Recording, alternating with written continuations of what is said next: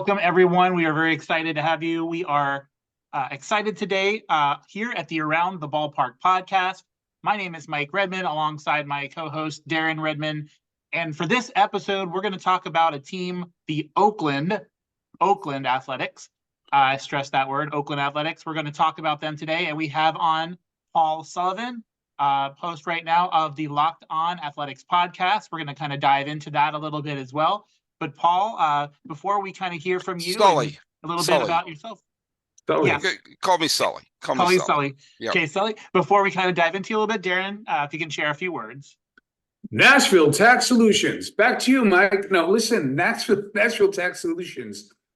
Attention all, if you got tax trouble, and you think just because April 15th has left, but let's be honest, a lot of you didn't file, there's extensions, I don't know what 1099 is, there's a lot of legitimate stuff out there. But Nashville Tax Solutions has you covered. Whether you're behind on returns, you're facing a lien, or you just need some expert advice, their team is ready to help. Hear what clients say. And I just spoke to one very recently. And what he said was this: Chris Bennett and his team saved many from financial nightmares. They're knowledgeable, they're clear, and they're compassionate because they know this one thing. Each tax problem is unique. It's not a template. There's all individual things that are happening. People die. Is this property? Do I have this second job? But there's a lot to know. So don't let taxes stress you out. Reach out to Nashville Tax Solutions today. Call 615-502-2250 or visit NashvilleTaxSolutions.com or just email info@NashvilleTaxSolutions.com. Nashville Tax Solutions, where tax resolution is achieved. All right. So thank you again, Chris Bennett, Nashville Tax Solutions. Very excited to have you on board with us. With that said, let's go ahead. I'd like to introduce our host, our guest, I should say, Sully, who's going to be talking about the Oakland Athletics. And just hearing Nashville Tax Solutions, I'm thinking Nashville would even be a better home for the future athletics. But let's get into it. Paul, welcome to the show. Glad to have you on. If you wouldn't mind just introducing yourself a little bit. Yeah, I've been my name's Paul Sullivan, or Sully, as most people call me. I've been a baseball podcaster for well over a decade now. I hosted the old Sully baseball podcast where I think it was 1,700 straight days with an original show without missing a single day. Some people say wow. Some people say that was a sign of intense bipolar disorder. But I think it's a wow. I think it's why choose. But I've been the host of the Locked On MLB podcast since 2019. And as someone who's a baseball historian who lived in the Bay Area for many, many years, the Locked On Network has a host for every show. And we lost our A's host due to health. And I said, give me the mic. He said, but you do Locked On MLB? I said, doing both. So I do 10 new episodes a week. 5 of Locked On B, 5 on the A's. I have a borderline pathological obsession with the history of the A's going back to Philadelphia through its bizarre and collusion-filled tenure in Kansas City. One of the most underrated baseball scandals was what Kansas City did during the Kansas City A's time. The bizarre, weird tenure of Charlie O'Finley, the finally decent ownership in the Haas family, but he did the worst thing any owner could do, which is that he died. And ever since then, this complete and weird cycle that the A's have been going through where they literally don't know where they're going to be playing. And I've never seen this in the history of baseball before. So I love the history of the A's. I've also been a television producer and a filmmaker and a teacher of special needs children and all these other stuff. But I mainly think of myself as a baseball podcaster. Sully, I love it. I'm a special ed teacher myself. Oh, really? Oh, yeah. Yes. I teach. Most of my kids are on the spectrum, but I have several kids who are, kids with Down syndrome, kids on spina bifida. That's my classroom, and they all say to me the same thing: "Enough with the baseball. Please teach us something." I said, "Okay, fine." So that's why I have 2 podcasts. Not going down that rabbit hole, but it's interesting because I have kids that are on the spectrum and a lot of kids who have PWS, which is Prader-Willis syndrome. Mm-hmm. And would do math and business. I combined by each team had a draft a team from the upcoming Cape Cod League. Right. It's that's the way we're going to do everything. And Well, the I same do. kind of they roll the eyes, same thing. Well, one of my kids who's intensely on the spectrum, and he's now been my student for the last 2 years, is a rabid Dodger fan. And so a lot of times I'll put, if there's a day game on, no matter who's playing, I'll put it on and I'll hear his play-by-play commentary. And I so wish they would do him as the play-by-play guy instead of the Apple Plus people. But that's The Apple that's Plus is garbage. That's Garbage. a different podcast altogether. But yes, but I do have to say though, with that, I was watching I had to watch because we were watching the West Tampa Bay fan. We had to watch the Apple Plus podcast, and I found it was hard to see the batter. There were so many statistics all around the screen covering almost the entirety of it that I couldn't even really see a good shot of the batter there. That's a problem. That's a problem. Yeah, it's whiffing percentage. I mean, but it is what it is. But yeah, like you said, we could completely have a separate podcast just for that. So I thought a great place to start. Let's look at currently where the Oakland Athletics are. Let's start with current on field. So right now they're sitting. The date of this recording is May 19th, and they're sitting at 19-30. It's been a rough week. Oh yeah, it's been a real rough week. So Paul, what can you say to kind of lift the spirits of some fans? The way that they've played this past week. Is it going to be more of this moving forward, or do you see the light at the end of the tunnel? The light at the end of the tunnel very well may be a train. I was at the peak. I went to the game on May 4th where the A's pounded Miami 20-4, and they got to 500. And we were all looking around, me and the other 6 people at the Coliseum. By the way, there was a 3-hour rain delay to start that game. So we all should have received a free ticket for sticking that game out. But when we were rewarded with a 20-4 win and a 500 record, and you're looking at, they're going to play the Rangers and the Mariners. If they play well in the next bunch of games, you could be looking at a 500 team, which, believe me, nobody thought we were going to see. And when they had a 2-0 leading on May 6th against the Rangers, we were all thinking, oh my God, they're going to do it. They're going to do it. And then Corey Seager hit a 3-run home run off of Erseg, and nothing's gone right since then. They have won 2 games since then. They haven't had a lead in a week. Forget a win. I'll take a lead. I sound like I'm doing Glenn Ross. I'm looking for leads at this point. Put that coffee down. And put the coffee down. Coffee is for closers. Unfortunately, they can't use their closer, Miller, who's outstanding, because they don't have a lead. And the problem with a lot of these games you see is the pitching staff has fallen apart. And then there's sometimes where they actually hold, like they held Houston to 3 runs one game, but they got shut out. But most of they lost the game 12-11. And then, of course, they got swept by Houston, and they just got swept by Kansas City. They're playing Colorado, who's actually playing a little better these days. The best thing, though, is that this road trip's over. And you really can't do worse than a 1-9 road trip? Was that it? It was a 1-9 road trip. So the bar is, pretty low to clear. They're going to get some home cooking, as it were. And the thing is that no one expected this team to be good.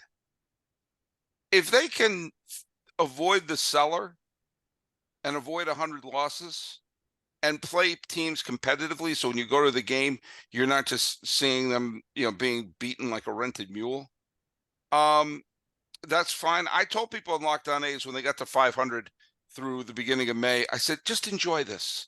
Don't have someone say it's too early. I said, no, it's not too early. In fact, it's getting late. So just enjoy whatever you can from this surreal season, because they're not going to improve the team. There's already rumors they're going to trade Miller, who's a rookie, because they know his value's through the roof. And having a great closer on a team like this is like having a house that burnt down, but you got a Ferrari in the garage. So, but it would break my heart to see him go, because one of the few fun things we're going to have.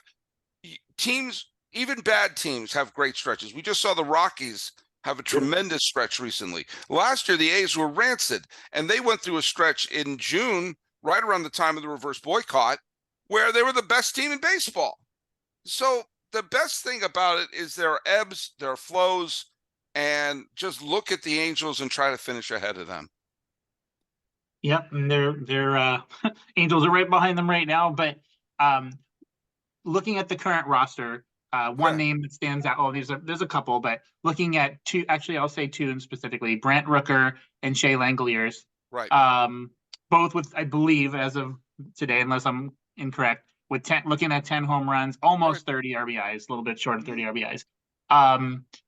So who is that next guy that needs to step it up beyond those two? I know there's a few other good names there, but who is that? Well, they need Geloff is off of the injured list, and we need Geloff to start hitting.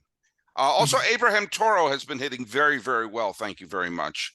And they need, they need Soderstrom to hit. They need Ruiz to be productive. They need him to be a spark plug on this team.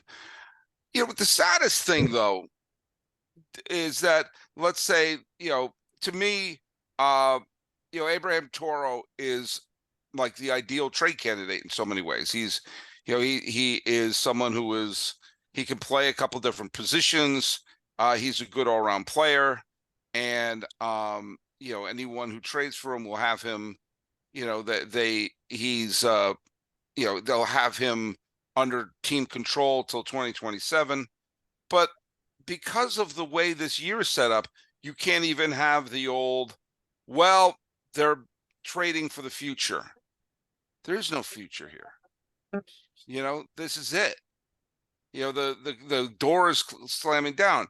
Yes, a lot of us will follow the team to Sacramento, but it won't be the same. And so that sense of, well, maybe they're putting together something 2025, 2026. Great. So the folks in Sacramento can enjoy it. So it's who's coming next. Yeah, I mean, I think Ruiz has to step up, because there's times Ruiz has been terrific, and there are times Ruiz has not been. And I hope Seth Brown, Brown can get a hold of one. We've seen him hit homers. We just need to have something resembling a consistent play out of him. But again, you're just sort of there's a Paul, there's a Paul that's sullying everything, if you excuse a double pun there regarding. I like it. Over this whole season, there's an elephant in the room, and sadly, it's not Stomper. And it just, this is a goodbye. And so you're hoping they're being competitive, and you're hoping that people don't walk over them.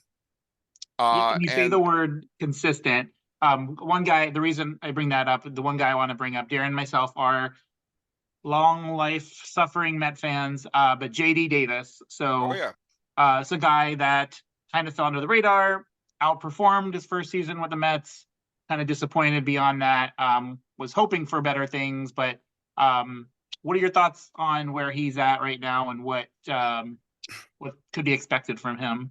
I think he had an okay year with San Francisco last year. Yeah, he did. Yeah, he is what he is. I think that sometimes you see a player make a great first impression, and you get the sense they are that person. I call that M. Night Shyamalan syndrome, where someone comes out. Can he make a better movie, please? He made out of the gate with The Sixth Sense, was one of the classic films of the 1990s, and holy cow, what a parade of garbage he's made since then. There was a player for the A's in 1988. I remember seeing him when I was in high school. He was a player named Doug Jennings, and the A's were packed with young players. Canseco, McGuire, Terry Steinbach, a young Walter Weiss, all these young players on this team, and out comes Doug Jennings. In his first couple of games, he had like a couple of doubles and a home run, and there was like, oh my God, there's going to be a third straight Rookie of the Year in Oakland. Put Jennings can bat leadoff. Why aren't you playing Jennings? And they kept playing Jennings every once in a while, and his numbers went down, until eventually he was a left-handed pinch hitter, got to play in a World Series, which is more than you and I will ever do. But at the same time, it's like your initial thoughts of the dude was, look at this guy. He's good. They just brought him up. They stole him from the Angels. What a theft by Alderson. And no, he just had a good first couple of games. JD Davis is a good, potential platoon infielder. And I say this as someone who went to the school where I received my special education credential and master's. He is a graduate of Cal State University Fullerton. Go Titans.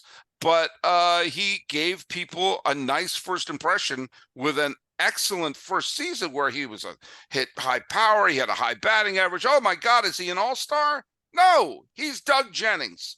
He's someone who had a great first impression, and then eventually we saw who he was, which is not a bad player. And of course, it also hurt that he had his second year during the COVID year, which was weird. Obviously, playing in front of cardboard cutouts was weird. And then It was so stupid. I'm sorry. well, I mean, it was a different podcast. We could go on too many tangents here. But if he could be the player he was in San Francisco, I'll take it, because he's not been that player this year. And something you got to remember: mediocre is better than bad. And if he could start playing like a mediocre player instead of a bad player, that by definition is an improvement.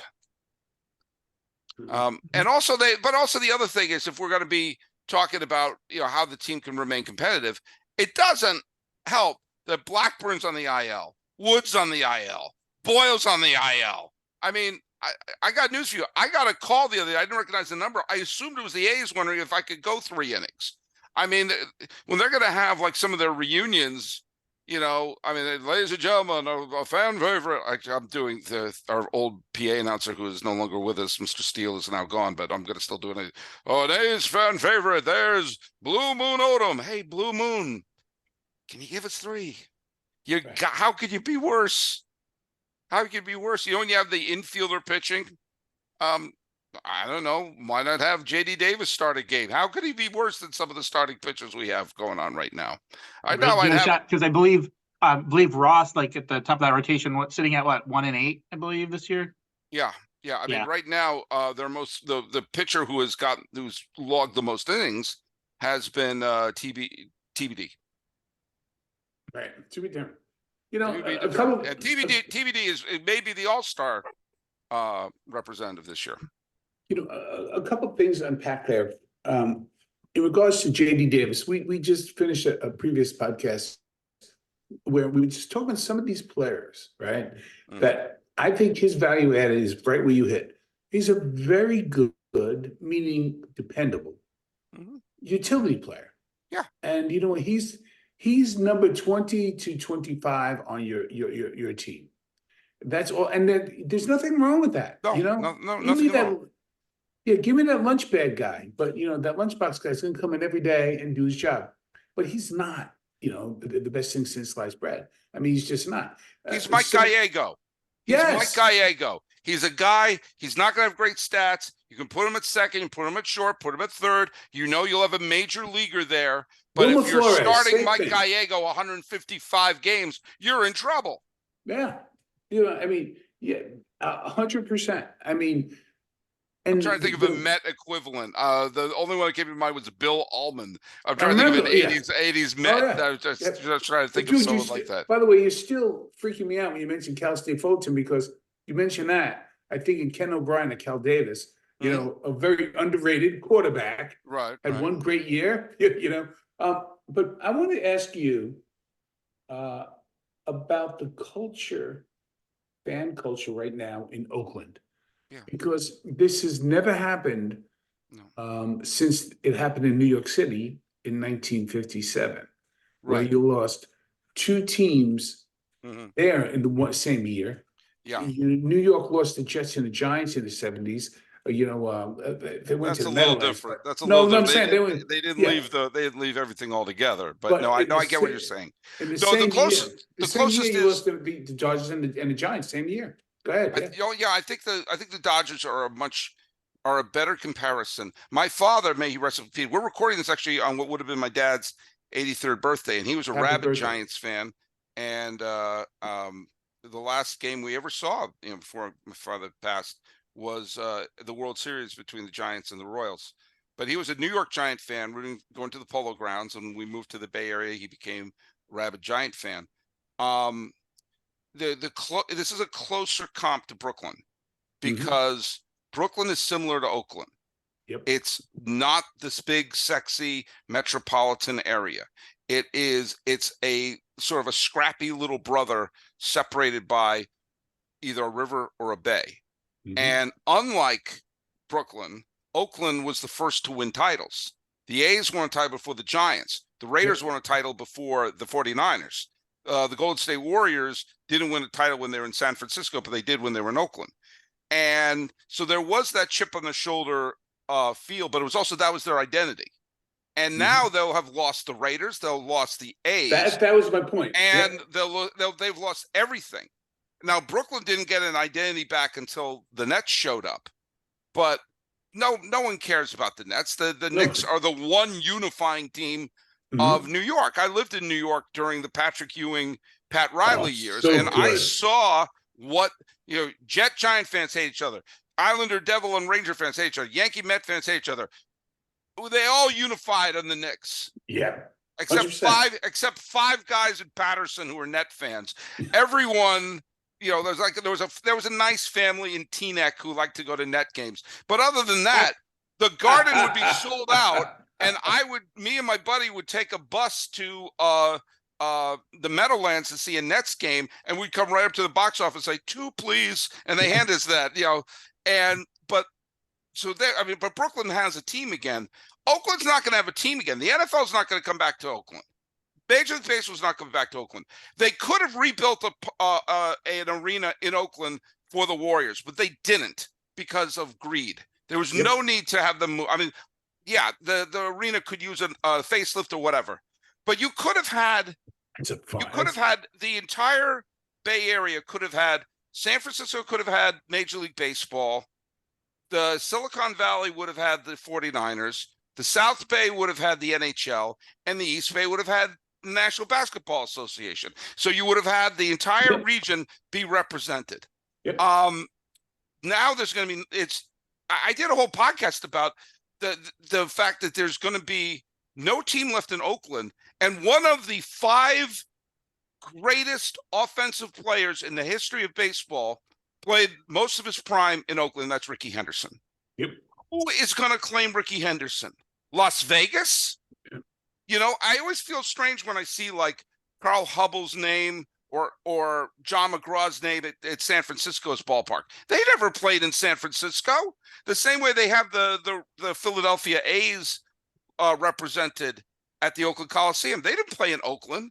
Now, to Philadelphia's credit, they have a statue of Connie Mack outside the stadium, Citizens Bank Ballpark, and they have like a tab, like a little what's it called, a plaque where they have all the Hall of Famers for the Philadelphia A's. But there's not going to be any team left. I mean, at least they can have the Expos names in the rafters during a Canadians game. There's nobody. By the way, I don't know if you noticed here, but I have I'll tilt up there. I have my Expos pennant up there. That's kind of a solidarity to the fan bases who lost their team. But it's a real kick to the groin.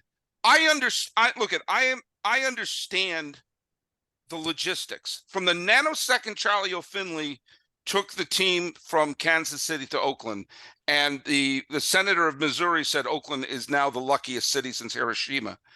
You can look it up. That's a quote. The minute the A's arrived, one of the 2 teams have been trying to move ever since.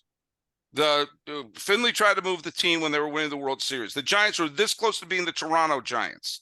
The A's were this close to being the Denver Giants. The Giants were being the Denver A's. I'm sorry. The Giants were this close to being the Tampa Giants. That's why they built the stadium. Right. And that was the period of time when the A's were the dominant team. If they had built a stadium, if the A's had rebuilt the Coliseum right then and there, probably the Giants would have scrammed. Or we would have found out if it really was a 2-team market. But it probably wasn't. And I know A's fans may throw tomatoes at me, but it probably isn't a two-team market. I've lived in the Bay Area for a long, long time. It is a very, very good sports market, but it's not the size of New York. It's not the size of Los Angeles. It's not the size of Chicago. And you may argue that Chicago isn't a two-team market either. I think it can be, but the White Sox have been having trouble. So, but what it means that all the teams will have left. It would have been hard enough if the Raiders left. It would have been hard enough if the A's or the Warriors, but leave one team there.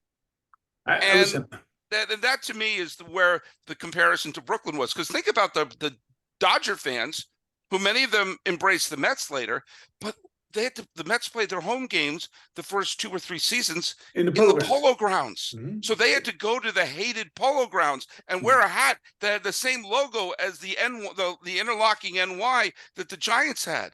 Mm-hmm. And then there was no Brooklyn team. They had to become New York fans. So the identity of managed by an old Yankee manager, Casey Stengel. Right. Whose lone team he couldn't do piddly poo with were the Dodgers, because he was a manager for the Dodgers. Yes, he was. That's right. Yeah, but I used to have partial season tickets. I just throw back to the Warriors, and I gotta tell you, I mean, yeah, the stadium needed a new coat of paint, the arena rather, but that was a fine place to see. It was fine. Easy, like people don't realize, easy access to the throughway, out the door. You had the Coliseum right next to it, which was a great place. Used to be a Raider game. No, see a Raider game. It was before they backed up that aircraft carrier in center field for Mount Davis. Yes. It was a wonderful place to see a baseball game. Oh, 100%. Yeah. And now I want to just ask you this. I'm jumping around because I'm old. I don't care. No, but I'll tell you when I fell in love with. Well, I have always loved baseball, but I'll tell you when I fell in love with the Oakland A's, not just the A's. 1973, the Mets go back to Oakland and up 3-2. Oakland wins the last 2 games. And one of those games, the great Willie Mays has a default in center field. He's old. You know how that Sun Field is. We've both been there. And what I love was the respect. I get goosebumps now. The respect that the Oakland fans showed Willie Mays, not taunting, not yelling, reverence. This is a very knowledgeable fan base. I'm sorry. Go ahead. Well, and I hate to be the younger person correcting you on something. Sure, please do. But Mays fell out in game 2. That was, but I'm just saying that's serious. That's game 2, yes. And then game 6 and 7, Mays didn't play at all. Right. Yogi Berra essentially benched him because he was clearly done. But yes, when they did, I in my research for the writing project, I did watch a lot of the 73 World Series, and they gave him this rousing standing ovation when they lined all the players up, because he had played on the Giants just the year before. He was traded in May of 1972 from San Francisco back to New York. But yeah, I mean, and that was also the series where Yogi, who by the way is my mother's favorite player of all time. My mother grew up in Bridgeport, in an Italian family in Bridgeport where Yogi was worshipped. And Yogi made one of his few blunders, which was he started Seaver in game 6 when he didn't have to. He should have started George Stone. Right. He could have started Stone, but instead he started Seaver on short rest, and that they beat Seaver. Catfish Hunter beat Seaver, and Matlack had to pitch game 7. I was 1 at the time, and I was sitting there in the crib in Southport, Connecticut saying, why aren't they starting Stone? But by the way, on May 14, 1972, that was the first day Willie Mays played for the Mets, and he had a game-winning home run against the San Francisco Giants. That's right. And do you know what I was doing on May 14, 1972? No. I was being born. Oh, that beautiful. was the day I was born. Oh, that's beautiful. So that was how my birth was announced, by Willie Mays beating the Giants. Do most A's fans, and I'm not gonna say Oakland A's fans, they're separate too. Do most A's fans realize, there was a lot of nonsense going on in Kansas City with the Athletics, but Satchel Paige pitched for the A's. Oh yeah, you talk about that. I do a thing on Locked On A's called "I Bet You Forgot They Played for the A's." So people like Don Sutton, people like Orlando Cepeda, people Yeah. like Willie McCovey, people Yeah. like Steve Sachs, Nomar Garcia-Parra, Mike Piazza. I mentioned Joe Yeah. Morgan, Tommy John, Doc Ellis, a whole bunch of people who made these weird cameos with the A's. Finley was Finley, who was the owner of the A's, moved him to Oakland, is a source of no end of fascination for me. He was not a good guy, but he was a really interesting guy. And he understood the showmanship, and bringing in Satchel Paige to pitch 3 innings against the Boston Red Sox. And in between innings, he sat on a giant rocking chair with a woman as a nurse. But he pitched 3 innings of 1-hit shutout ball. The only person to get a hit off of him was Yastrzemski. Yep. And I think Satchel was what, 109 at the time? Satchel Paige, I quote Satchel Paige all the time. He's one of my favorites. Now that I'm in my 50s, which is strange. I still have my hair. It's getting grayer. Yeah, I got a lot on my back now. I have the Polly Walnuts thing going on the sides. Whether it's Polly Walnuts or Reed Richards from the Fantastic Four, depending on which fan. Great pull. Love that. Thank you. I got to give credit to my friend Richie Duncan, who is the biggest hockey fan I ever met. When my hair started going gray there, he says, "Hey, Reed Richards, how you doing?" Lost my train of thought there. But that Charlie Finley. Oh no, a quote that Satchel Paige had, which was, "How old would you be if you didn't know how old you were?" I love that. And that's just you're do I love that? Yeah, that's words to live by. Absolute words to live by. But that's I mean, the A's have had an absolutely surreal history. Again, going back to Connie Mack, going back to all the stuff that happened in Kansas City. But the A's fans, I will say, I love going to the Coliseum. I love going to the Coliseum for this reason. It's like baseball with a Bunsen burner underneath it. There's no frills there. You don't go there because there's a big slide there. You don't go there for this attraction here or that attraction there. You're not there to be seen, and you're not there because it's cool. Right. And the last couple of years, you're not there because you're seeing a winner. You're there. There's like when I went to the game on May 4th, it was claimed they had 8,000 people, but after a 3-hour rain delay, my friend texted me, said, "How big's the crowd?" And I said, "Well, hold on. 1, 2, 3, 4. Hold still, Mary. 5, 6." I mean, it was. But everyone there loves the team. Mm-hmm. You know, it's kind of. It almost feels like you're seeing a band at a small venue, and only the diehard fans are behind it. Or if you go to a movie that's a cult movie that isn't the biggest hit in the world, you're watching Big Lebowski or Rocky Horror Picture Show. Yes. Yeah, the Rocky Horror, or me going to a midnight showing of Stop Making Sense when I was in college, and you're only, it's not a huge crowd, but everyone's into it. The people there's a carnival crowd that's there, and it's none of it is generated by the stadium. It's people bringing in the signs, it's people banging the drums, waving the flags. And they love their team, and they know their team, and all around left through center field, you have all these great like homemade posters, and every player has something. You know, it's like the utility infielder has a sign where someone would make their name look like the AC/DC logo or the Chicago logo, some band thing, but it would be the name of the player. And there's so much joy of the fans. Yes, there's been a ton of anger, because we're having the team pulled away. They're pulling the plug. And there was also, it would be one thing if it was, you got the sense that everyone was being upfront and it was clear it wasn't going to work. Okay? This has been so underhanded, and so there's been so much dishonesty, and so much of like, we're going to rip the team apart. We're not going to improve the stadium. We're going to increase prices after we trade everyone away, and then say, "Well, they're not showing up. What are you going to do?"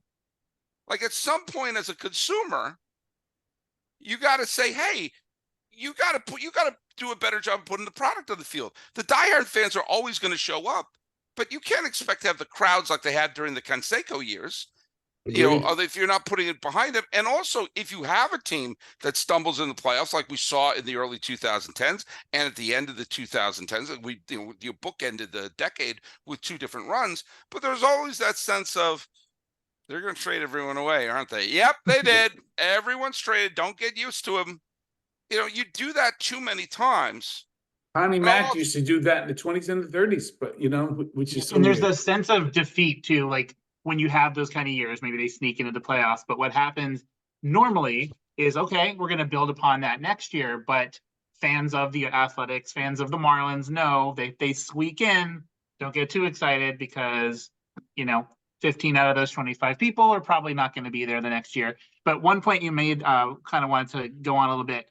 When you go to Lone Depot Park for the Marlins, for example, you're going, and even though there's just barely more people than you see in Oakland, what's happening is half of those people are there to see the opposing team. And I think about a quarter of those people are just confused. They'll go to see a Marlin game wearing like a Padre hat and Brewers tank top and something silly. But when you go to Oakland, you're going to see Oakland fans. But one thing I wanted to touch on is because Darren's really the movie buff of the two of us, but Right. I just wanted to bring up, because it was such an impactful movie, but I want to bring up Moneyball because it's easy to kind of look back at it now, but I really feel like that changed the game. But if you guys could kind of just chat about that for a minute, because to me, that was just as impactful as almost anything to me.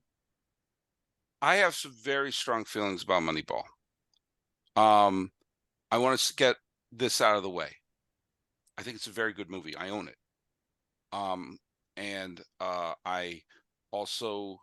I think the performances are great. The one thing I wish they'd cast Bruce Willis instead of Philip Seymour Hoffman as Art Howe. First of all, Art Howe looked like Bruce Willis, and kind of look at Philip Seymour Hoffman. May rest in peace. Is one of our great actors, but they kind of portrayed him as kind of this, in over his head schlub. When you had Art Howe, who's like a man's man who kind of just did old school stuff. I don't understand. I understand because the director had just directed him in the movie called Capote, which he won the Oscar for. So he figured, hey, if we could get Philip Seymour Hoffman in the film, great. That's why. So I mean, but still, I wish they had cast kind of more of a, I thought Bruce Willis would have been ideal. I think it's Brad Pitt's best performance. I do an in memoriam video every year at the beginning of the year, and a couple of years ago I used the for the players we've lost since the previous opening day, and I used the theme from Moneyball as the bed for one of the in memoriam videos that I did, and I'm very glad it was a success and a Best Picture nominee and Brad Pitt and everything, blah blah blah. Did I get all that out of the way? Wonderfully. It's fiction. Yeah, it's interesting you say that because on my other podcast, again for the first time, I was able to interview the sports writer of the HBO show Winning Time, Jeff Perlman, and he said exactly what you said, Sully. He said Art Howe was not that guy. It was a shame, a shame. And again, not the late great Hoffman's rendition of it. It was just the choice that the director made. Right, bad choice. Yeah. Real bad choice. It's a work of fiction, the film. The two films I equated it to, and by the way, these two films I'm equating it to are two films that I own. One of them is one of my 10 favorite movies of all time, and the other is up there. I equate it to Amadeus and JFK. Two films that are loosely based in reality, have every once in a while hit something that's historically accurate. But when you take a look at the reality of the life of Mozart, the Warren Commission, and the 2002 A's, three things we always associate with each other. Yes. They made decisions in each one of those films to make it more dramatic. Why did the A's go on a 20-game win streak and win the division after losing Jason Isringhausen, Johnny Damon, and Jason Giambi? Was it because Scott Hatteberg was taking walks? Was it because Chad Bradford had an unusual pitch? Or was it because they had Mark Mulder, Tim Hudson, and Barry Zito starting 60% of their games, and they had Miguel Tejada win the American League MVP? They traded I, Tejada. I vote B. I vote B. Yeah, they in the movie they treat Tejada, Zito, Mulder, and Hudson like Rosencrantz and Guildenstern in the story because they're fringe characters. I think Tejada had a nice year, but it was mainly because Scott Hatterberg, ball four, by the way, who they did show did not start the game where he hit the walk-off home run. Do you know why? It's because they had better players. Yes, they filled in the cracks nicely. But they had 3 Cy Young candidates that they developed, that the scouts developed, and the scouts found Miguel Tejada, who took over when Giambi left. So yes, they cut and pasted players, and yes, they were able to save some money. But the long-term effect of that was that they could say every time they start dumping players, we're doing Moneyball. We're doing Moneyball. By the way, the other thing is, Darren, I'm sorry, but I love this. The other thing is, why was the whole idea of on-base percentage so necessary then? Was it because, we found a new sort of mathematical and scientific way of looking at things? Or was it because it was the heart of the steroid era and therefore just get on base and make it a 3-run home run? It doesn't matter if you steal a base or not. It doesn't matter what position you play. Just get on base so it's a 3-run homer. That's exactly right. As we go down this rabbit hole, I have a tether to something you just said again. You mentioned Amadeus, right? Absolutely one of my all-time favorite movies. Oh, so good. Somehow so good. Perfect movie. I took an acting class when I was at Brooklyn College for my undergraduate work with F. Murray Abraham. Yep. And I bring it up and we kind of talk about it. And he said, it was a movie. I mean, it's a movie, historical fiction. That's all, to your point. And in real life, there may have been a creative rivalry between Salieri and Mozart, but all contemporary accounts show that the two of them respected each other. And exactly. And also, by the way, the film shows, I'm not Mozart, I'm terrible. There's a big gray area between Mozart and terrible. Most of us live between Mozart and terrible. Don't be so hard on yourself, Antonio. By the way, the thing I love about, again, you brought this up, but what I loved about the casting of F. Murray Abraham in that film, he was originally cast because he was a well-known kind of New York actor and a character. Mm-hmm. He was that guy. It's that guy. He was in a bunch of films. Probably the biggest film he did before that was Scarface. Yep. He was going to play one of the one of the emperor's right-hand men. There was the Chamberlain and the one of those characters who were the big wigs and didn't like Mozart. Yeah. And he was cast in that role. No doubt he would have knocked it out of the park. But the director, Milos Forman, the brilliant man who also did One Flew Over the Cuckoo's Nest, yes, I'm doing this from memory, was auditioning some very famous people. I think Anthony Hopkins auditioned for it. A couple other very famous people that were auditioning for the role of Salieri. And when he was reading other Mozarts, he would say, Murray, go read, he would just basically, you're not playing the part, but read the part so they can do the audition. Right. And Milos Forman realized, wait a minute, Murray Abraham, but he said he is Salieri. Mm-hmm. He's looking at all these other people become more famous and more celebrated than him. And he said, why not me? And so he had this huge budget, high profile movie that he came up to the studio and said, I'm going to cast F. Murray Abraham. Such a good movie. I'm getting chills. And Such a good movie. He won the Oscar. It was perfect. Yeah. But there's what happened to Pacino or someone famous like that? Nope. No need. And it worked, and the film was a success, and he won the Oscar. But anyway, you can cut that out if you want, but I love no. This is how people talk. You know that. You podcast I know. But back to and JFK to me is sort of the same thing. It's a great mystery film. It's a phenomenal mystery film. But if you start to listen to what they're saying and pick apart what they're saying, there are holes big enough to drive a motorcade through. If that's too soon. No pun intended. Sorry. But it's a film that I've watched many, many times. I think it's as well made a movie as it can. But people point to this, that, and the other thing, going that's just not factually accurate. And that brings us back to Moneyball, where, yes, the story in the movie of a former player and this kind of schlubby math genius started looking at life differently and reinvented themselves. It becomes a film about reinventing yourself. And it's a very beautiful story. And it's a story about you do that, but also the sense of it is great that they don't win the World Series at the end, because it's like, it got us there, but we still got to work on it. And that's great, but it also created a mythology that I think the A's leaned on, the A's management leaned on when they were being, no, you're not doing Moneyball, you're just being cheap because you can't do Moneyball. And the ironic thing is that a lot of the front offices who started supposedly adopting some of the things, I'm sure there are many, many things they did adopt, but one of the things you started hearing, like, well, they only go through the starting rotation, starting lineup twice. So you started seeing like, okay, we're going to lift pitchers after, 100 pitches or going through the order twice.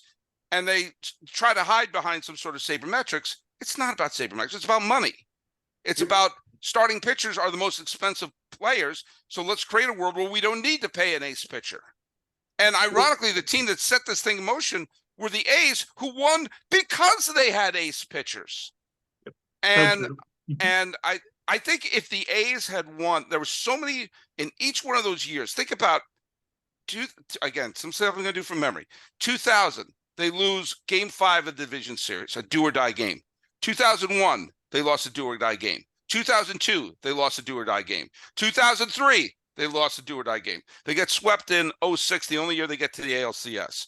2012, they lose the do-or-die game. 2013, they lose a do-or-die game. 2014, they lose a one-game playoff. 2017, they lose a one-game playoff. 2018, they lose a one-game playoff. In each one of those years, they're in a game that if a ball bounced here or there, they advance. And maybe one of those years is the year where they pull an 87 Twins or 2002 Angels or 2003 Marlins. If one of those years they won a title in any one of those years, it would have changed, I think, the direction of the team. But because they kept getting to the playoffs, there was a sense of, yeah, but they're not going to advance. They're not going to advance. And with the exception of 06, when they beat Minnesota, when you had two franchises who could not, physically unable to advance to the postseason, met legally, one of them had to advance. It happened to be the A's. And the only other time they advanced was during the COVID, when no one was there. No one was there.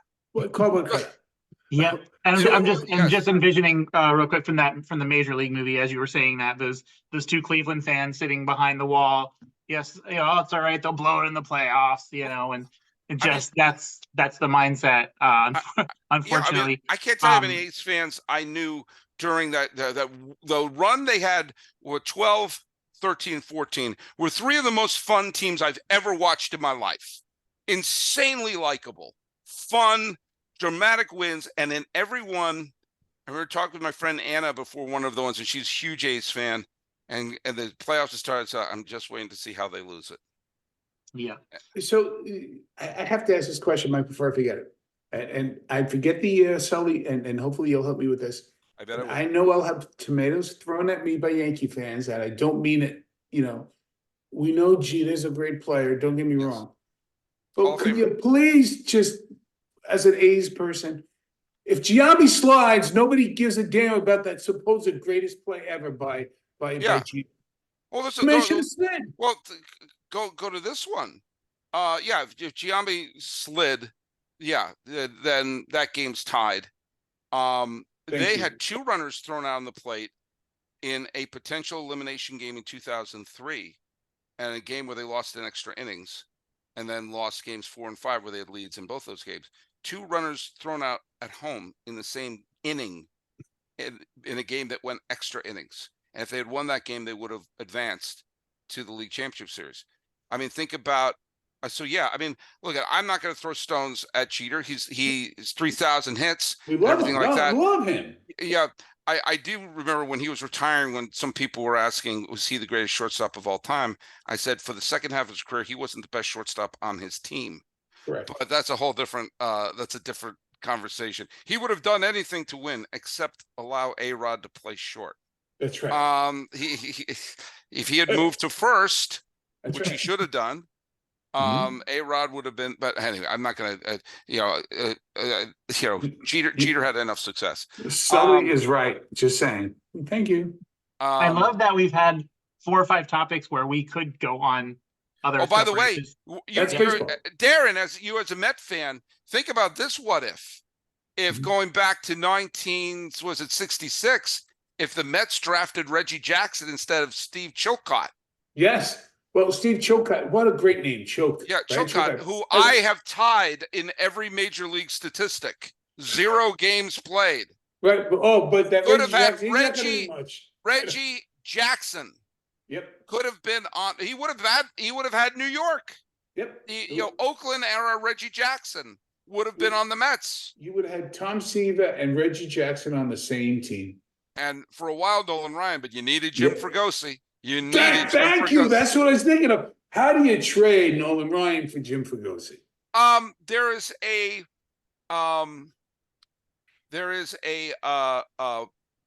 documentary about Nolan Ryan that was on Netflix, I believe. It's either Netflix or Amazon. Now it is basically I think as reliable as JFK and Moneyball and Amadeus is, because it's produced by the Ryan family, and Ryan's wife was the executive producer. So it's kind of like, and it's basically a love letter to Ryan's wife.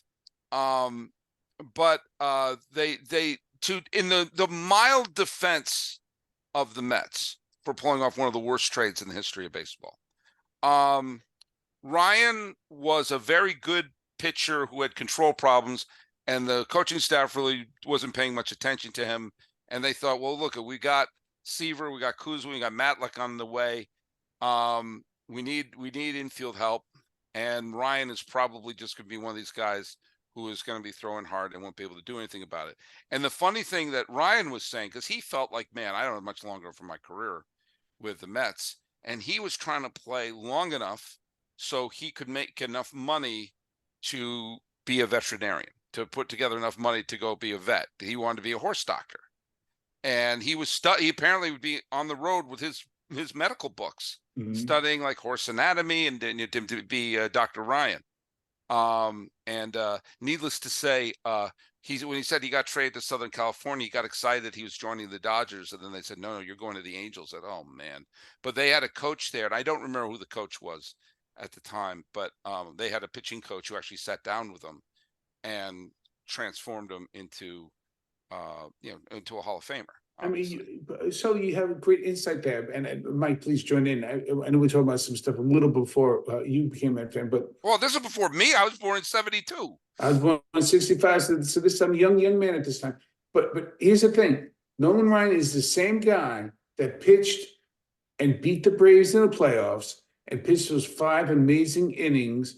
In Game 3, the game where Tommy Agee made those great catches.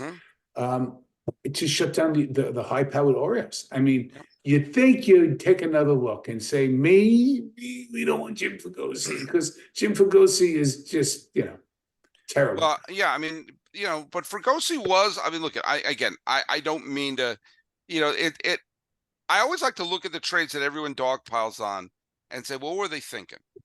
What were they thinking? And, like Milt Pappas for Frank Robinson is so bad that it was mentioned in the opening narration of Bull Durham. Yes. Of bad trades are a part of baseball. I mean, who could forget Frank Robinson from Milt Pappas?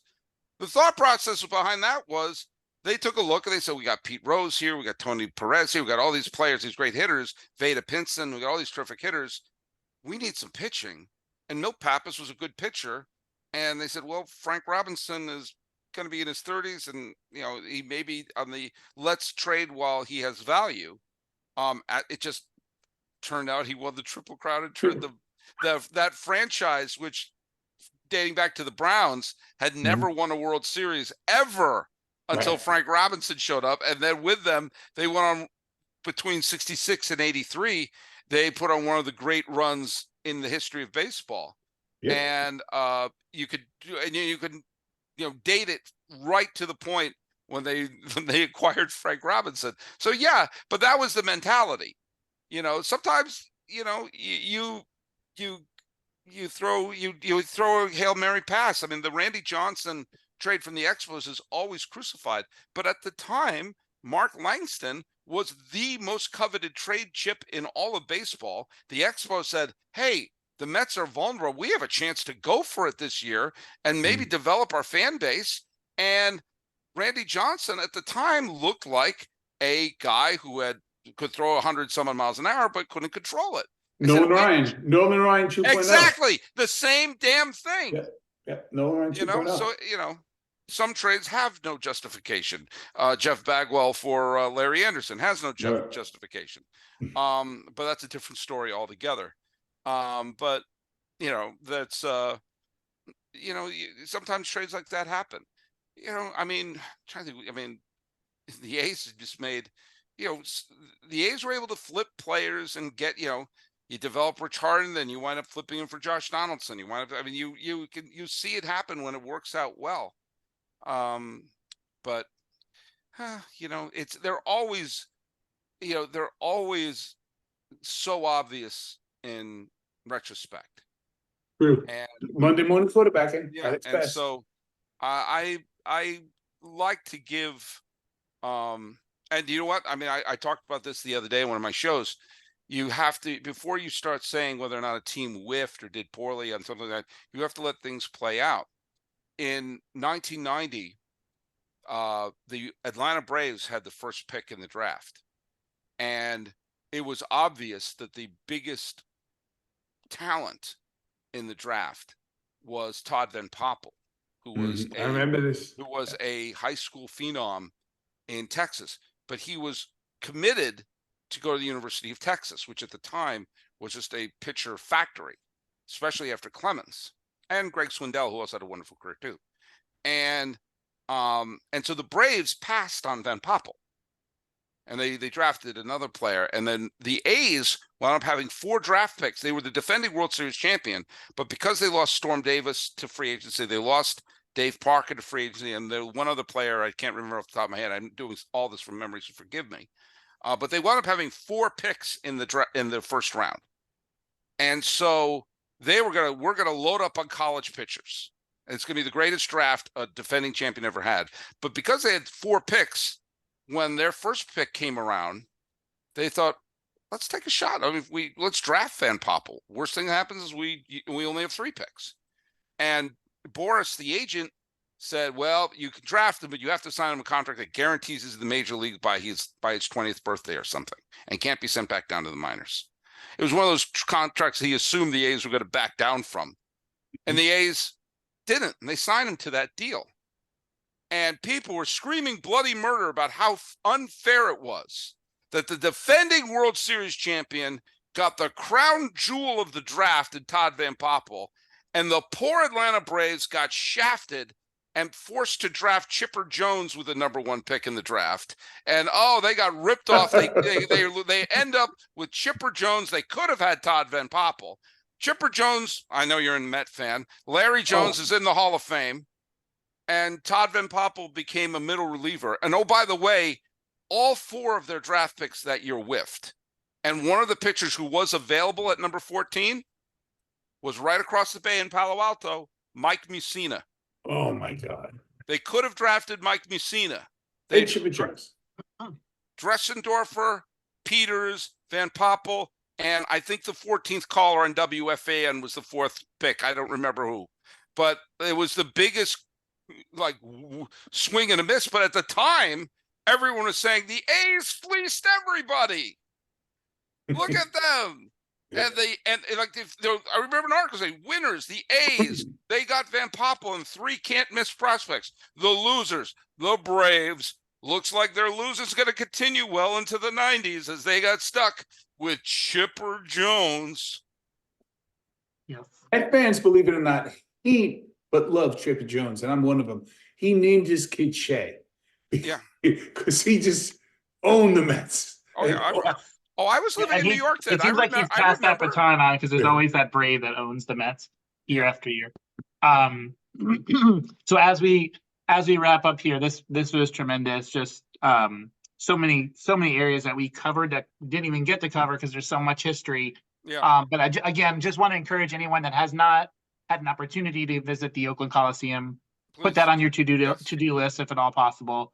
And Whenever you have a chance to go to a stadium that may get torn down, go to it. I've been to like Three Rivers, the Vet, Memorial Stadium, Baltimore, Stade Olympique, Old Cleveland Stadium, Old Shea Yankee, Old Milwaukee County, Three Rivers, Candlestick. And I love that I've seen games in all those places at Turner Field because you can't now. Yep, you can't now. So with that said, again, we're not expecting much this year, No. but I guess what we could say about the Oakland Athletics is enjoy them this year. I guess we're going to be calling them the Athletics for the next 3 years. Is that correct? It's insane. Just If they're playing in Sacramento, call them the Sacramento Athletics. Right, absolutely. So that's a Whereas shame. if they're not the bingo long traveling all-stars and motor kings, they have a home. Right, How they're not about the that traveling for a circus. deep, how about that for a deep cut for a movie reference? Yeah, and I honestly though, and I'm going to end with this, I would love nothing more wherever they go. I don't care if they play in a cow pasture. I don't care wherever they end up. I want them to come out bawling next year. I would just love nothing more to see than to see that. Listen, I know we're winding down, but I want to ask you both this question, and Mike, I'm going to start with you. When the Dodgers left, the last game that they played at home was pretty much an empty stadium. Same thing when the Giants left the Polo Grounds. Do you think the Coliseum will be empty or full for that last game in Oakland? I can tell you it won't be empty because I have my ticket. I love that. I bought my ticket. I know I'm not expecting it to be packed because there's so much anger, but I think I think it's going to be, remember the last game in Montreal was a sellout. Yep. I think there's going to be, I'll predict 22,000. But I'm getting teary-eyed seriously now because something you said, Sully. You go to that stadium. I still regret not going to Candlestick Park, believe it or not. Which sucked, but I went there. I saw a couple playoff games. I used to cut class and go to games. My mom found that out later, that I would intercept the girl who had the attendance slip and I would write tardy instead of absent. And then I'd go to the stick. The stick sucked. Oh my God, the stick was horrible. But it was eerily similar to Oakland now, that the fans who were there were rabid Giant fans and they loved their Giants big time. And it's funny that now that's transferred across the bay. But yeah, I mean, the thing about Candlestick was when the Giants, who originally were going to move to Minnesota, but they had to move a second team to California to make the trip worthwhile. And so when Stoneham and the family went to California, I don't have evidence for this, but I believe this happened. That he said, "Where is the worst place to put a stadium?" And the mayor said, "Candlestick Point." They said, "Then we shall break ground," because the stadium, especially when it was open, it's right by a bluff at Candlestick Point, and a gust of wind that starts in Kyoto and builds up steam right around Honolulu comes into the bay, hits that bluff, and swirls around. I have pictures of me, my buddy Greg, who's a big Giant fan, and my dad, who, may rest in peace, is the biggest Giants fan I ever met in my life, go to a Giants game in August, okay? And we are wearing parkas and ski gloves because it's 40 degrees. And what did Mark Twain say? Well, he said the coldest winter he's ever spent was summer in San Francisco. That's right. He also said about Oakland, there's nothing there. So Mike, what do you think? I think both of you are. Sully, I think that it's not going to be complete sellout of Oakland fans. But what I can see happening is, because it's such a historic place, I feel like it's going to be a lot of media coverage. There's going to be a lot of even YouTubers that are going to be there, just kind of covering how special that occasion is. And so I do see. Well, I at the end of the day, I'd say about 75 to 80% full. I'd love to see it full, but I think that might be, because like you said, the anger is there. People may just not go because of that, but I that's my guess. The thing I've been pleading for the fans of to Locked On A's, by the way, There's my ticket right there. I have it on my phone Beautiful. for Thursday, September 26th. I've been urging my fans or listeners of the show I said, look, I understand your anger and not wanting to support Fisher and everything, but at this point, it doesn't matter. You're screaming at the tides, and you're better off. That anger will subside, but I guarantee you that there's going to be people. There were people who stayed away from Dodger Stadium and then regretted, I would give anything to just go to one more game at Ebbets Field, or Giant fans saying I would give anything to one more game to the Polo Grounds. And I know I've met Montreal fans who say I would give anything to have one more game at Le Stade Olympique. And there's going to be no team in Oakland. And as angry as you are now, remember, you're going to wish you were at the stadium. So, it doesn't matter. The ship has sailed. I don't care how many reverse boycotts, how many times you wear the Sell t-shirt. They're gone. They're gone. So at this point, you're just depriving yourself of happiness. Yep. And in this world, I don't care whether, I'm more to the left, but a lot of people to the right, whatever it is, wherever your mindset is, there's so much unhappiness and so much of people feeling frustrated. Don't deny yourself things that make you happy. Oh, so, I mean, 100,000 million percent. Couldn't say it any better. And I really do hope that, and I hope that day that last pitch is thrown, those fans, they don't rush the players into the locker room. I would love to see a good hour or two just to really reflect and just be in that moment, because it's going to be such a special moment. I'm going to give one last thing. I know, Mike, you're wrapping it up. I give one last thought, though. This is my bold prediction. Write it down. They ain't going to Vegas. I think that ship has sailed. I think Vegas sees what a crap show this is and saying, like, we don't want to work with you. And they're going to stay in Sacktown. That's my prediction. Wow. So, there's so many good places to be had. Like, I was talking to somebody the other day. I'm like, it's still. If they stay in Sacktown, not Oakland, but at least it's better than them moving to Vegas. Vegas is a Venn diagram of a horrible market.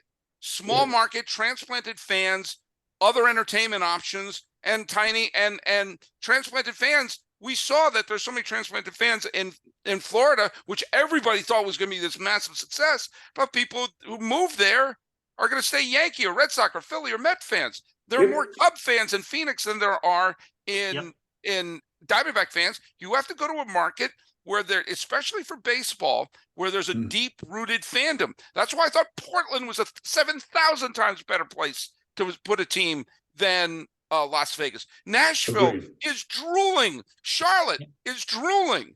Now, there's so many. It still boggles me. Like the state of Virginia still has there are so many places. And I would say Austin, Texas would be a better place to put, or Omaha, where they could play. They're near that Warren Buffett money, and they can play in the stadium where they play the College World Series. That's the other big problem. Is if you want to move a hockey team, you could move a hockey team to Pullman, Washington, if you want, because there's a college arena there. There's not a lot of 30,000 seat baseball stadiums sitting there with tumbleweed blowing through it. The only place you could move a team and they could play to tomorrow in a major league stadium is freaking Montreal. That's which I don't think is going to happen. And by the way, it's. I know we're wrapping up, but I know we've been wrapping up for 20 minutes now. Yeah, but I love it. I saw one game in my life at Olympic Stadium. It was an all-star game. It will be a forever memory. To your point, these, you got to go to these stadiums. That's why Mike I don't know if Mike just went to Fenway for the first time. You got to go to these stadiums, people. Yeah, you got to go. And I was fortunate enough to go to the first game I went to, 12-inning game. And the amount of people that left at the bottom of the 11th inning, my mind was blown. Like, how can you do that? You stayed this long, and that's another whole Ghost Runner sidebar we could have another day too. But outstanding time in Fenway. The crowd there couldn't be any nicer, honestly. But you have to go, and I really believe at the end of the day, the people will make the right decision and show up to that game. So thank you again, Sully, so much for being on here. I wish we could keep going because really thoroughly enjoyed this. We're not supposed to say we have a favorite guest, but This has Yeah, we been do. outstanding. This Well, has hey, been outstanding. anytime you want me, come on, just give me 20 minutes notice.